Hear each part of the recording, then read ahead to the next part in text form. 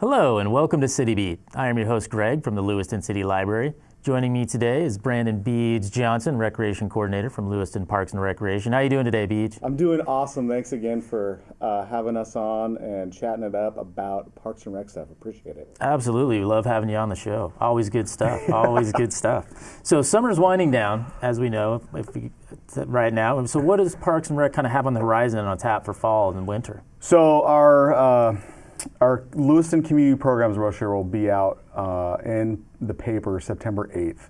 And so we're really ramping up for our fall and winter season. We kind of did a shift as far as our brochure and how often it comes out. A year ago, actually, traditionally we had done 4 brochures a year, so every 3 months. But we decided to shift it to 3 a year, so we do a brochure every 4 months. So our new brochure will be September through December, so it'll be fall and winter programming, and then another brochure will come out in January after the new year. So we're really getting ramped up for all of our fall programming right now. We have several classes that are starting in September, and then a whole bunch more classes starting in October, and some special events in October and November and December. So we're getting ready for the next 4 months. Summer was a blast. We did 8 movies that we hosted, the 2 dive and drives at Orchards Pool, and then the 6 movies on the wall at Pioneer Park. In addition to that, our movie screen has been pretty popular. People have been renting it. So we showed 2 movies in May actually, here in town at Cardboard Box City. It's a fundraiser for Family Promise of Lewis Clark Valley, and also at the NAI World Series on Sunday because there's nothing going on. So we showed a movie in right field at Harris Field, which was tons of fun. In addition to that, the screen has actually been rented. I drove it all the way to Wenatchee High School to do a drive-in at Wenatchee High School. So in all, we've done 12 movies. So our 8 plus 4 more rentals, which is pretty awesome. So I'm all burnt out with the movies for right now. Time for a little break. Seen a few this summer? Yeah, a couple movies. The Wenatchee one actually was a double feature, so it was a double feature drive-in movie at the high school parking lot. So that was a long night. I bet that was a long night. Well, and you mentioned folks can rent it. Can just anybody rent the screen? And yeah. How would they do that? Absolutely. And so how it works is we charge $300, and most people are kind of gasped, like, so if it's an organization, usually they can budget that in, and that includes the rental of the screen, my staff setting everything up, so setting the screen up, all the audio, all the visual, running the projector, doing all that stuff, cleaning everything up. So really all that the client or whoever wants to rent it needs to do as far as that goes is pay the $300. Now there is kind of an asterisk with that. How the movie thing works is if it's in somebody's backyard, so I did a couple backyard movies this summer. If it's in somebody's backyard, you do not have to get a movie license for it. Now, if if an event outside of somebody's home or backyard, then the individuals that are renting the movie screen do need to rent or get the movie license from either one of 2 companies. One's called Swank Motion Pictures and one's called Criterion Motion Pictures. And I can do that for a small fee, or they can set up their account themselves. And it depends on what movie, how new it is. It's anywhere from $300 to $1,000, depending on what kind of movie they want. So, just depends. Like, if a nonprofit sets up their own account, it's generally a little cheaper. I know Steve Thomas at Family Promise, his was like $250 or something pretty reasonable. Because he's a nonprofit. The movie licensing companies, they know that Parks and Rec are going to do them, so they kind of stick it to us a little bit, I feel like, but it's all good. It's for the community. It's for something awesome. So, and it seems like there's been great turnouts over the last summer. Especially. Absolutely, the last few summers actually. This summer we were consistently, minus the last movie, just because it was kind of the weather was iffy, but anywhere from 600 to 800 people at Pioneer Park hanging out. Fantastic. Families hanging out, having fun, and it's really important for our department that we offer that. And the reason we get to do that is because of all the amazing partnerships that we have with the business community. So Cable One bought us the screen a few years ago. Alternative Nursing Services has been our presenting sponsor for the last couple of years, and what that sponsorship does is they actually pay for the movie rights. And then we have evening sponsors. So we have several layers of sponsors and a concession sponsor, because we have concession stand, and all those proceeds, everything goes to the 8 nonprofits that work that concession, each of those movies. So it's it's really our signature piece, what we do for the year. We obviously do a lot of other programs, but the movies are our signature piece. So we're really excited about continuing that, and we'll continue it in 2015 and 16. As long as we can get sponsorship dollars to run that, then we're good. Excellent. I'm looking forward to that. Good. And then I do have a segue, perfect segue actually. We're going to do. Excellent. We are going to do a Movies on the Wall in the winter. We're going to do a Movies on the Wall winter family movie, Home Alone. 90% sure it's going to be at Fenton Gym, which is the gym that the city run, Parks and Rec runs. And so we'll, more information will go out later, but, Well, that sounds great. Yeah. And I know my son loves that movie, even though he's 5. He loves Home Alone, which is great. So what new programs does Parks and Rec have coming up? So we, every brochure we try to do at least 4 new programs at the very minimum. This one we're at 12. We're introducing 12 new programs, which we're really excited about, all of them. The first one we're going to introduce is something, it's called Inclusive Recreation. What that is Inclusive Recreation is for special needs adults, children.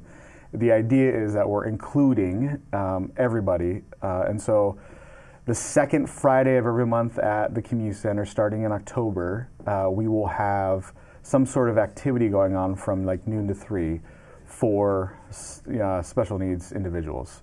So we're really excited about that. Anything from a Halloween costume contest to karaoke to bingo to a dance lesson for those few months. So, we as a department, we want to expand programming to everybody that we can, and so we want to offer this inclusive rec program throughout the year. During the summer, we did Water Wednesday, so at Pioneer Park, Imagine Behavioral Services kind of set up a tent and hosted some fun water games for a few hours at Pioneer Park every Wednesday. So that was something awesome that we did also. We have a few new Mommy and Me classes. So right now we have a Mommy and Me playgroup on Fridays at the Community Center. And on Thursdays we have a Messy Hands preschool art class. So on Wednesdays we're going to have a Mommy and Me creative movement, which is basically like a little guy dance class. So it's introduction to dance, basically. Shauna Seal, who owns Footnotes Dance Studio, she's going to instruct that and kind of introduce kids to the getting active, being able to move, and moms or dads even will help with that. Also, with a fantastic yoga instructor. Her name is Jeanette Guerra Betzold. I've heard of her. I think that's his wife, everybody. She is going to teach a Mommy and Me yoga class after playgroup on Fridays, so for like Excellent. a half hour, yeah. And then in addition to that on Fridays, she's also going to teach a lunchtime yoga flow class. So we'll have a Mommy and Me yoga class and then a lunchtime yoga at the Community Center. Also, we have all sorts of fun stuff. Also, the last couple of years I've done a winter clean community yard sale. So people bring their yard sale stuff, and then we, especially after the Christmas holiday, after you kind of want to clean house a little bit so you don't have Christmas stuff everywhere. We're going to do a kids only. So we're going to kind of put a little twist on it. So in January, it's going to be a kids only, so they can sell their old toys or whatever, old clothes or whatever they want to get rid of. In hopes of them kind of learning how business works a little bit.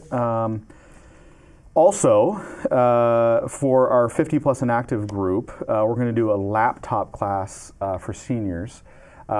We have an instructor named Nini Welch who is an expert in computers, and so she's going to do a basic introduction to how your laptop works and how to secure your laptop, because as we've seen on the news, there's been several breaches of large companies. So how to protect your your stuff, which is really important. And then we're really excited. Our 50 plus and active trips have really taken off the last year, pun intended. And so we're going to do several new ones this, up until December, and then we'll have some more in January and on. So in September, we're going to do the historic Dayton walking tour. And then November, we're going to do Cirque Dreams Holiday Show and Dinner. And it's not Cirque du Soleil, it's a different company that does something very similar in Spokane. And then there is going to be a champagne Sunday brunch at the Davenport Hotel in December, right before Christmas. And then in the beginning of January, we're going to do a Spokane Chief hockey game. So we're mixing it up. We're doing several different things. We're also have a train trip to Ione, which we did last couple of years, and then we're going to go to McCall again for the Winter Festival. So our trips, have really, done very well. The last seniors are excited to go take a trip and go, not have to worry about driving, and we'll do the driving for them. Oh, that sounds great. Yeah. Can't wait to be 50 plus and active. Now, you mentioned all of these new programs and programming, some big exciting things happening, but why are some classes canceled sometimes? And unfortunately that does happen.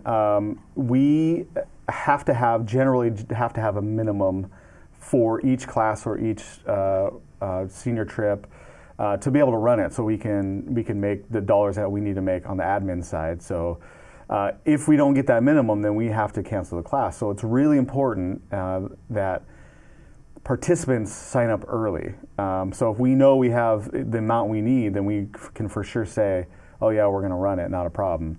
And we try to set it up so we don't have to have a ton of people in a class to run it, but it's really, really important that people register as early as they can. And the best ways to register are, one, come into the community center, grab a registration form and pay that way.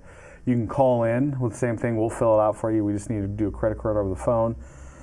You can fax it in, and you can also send it in. And so the earlier that we can get your information as far as you registering for a class, the better.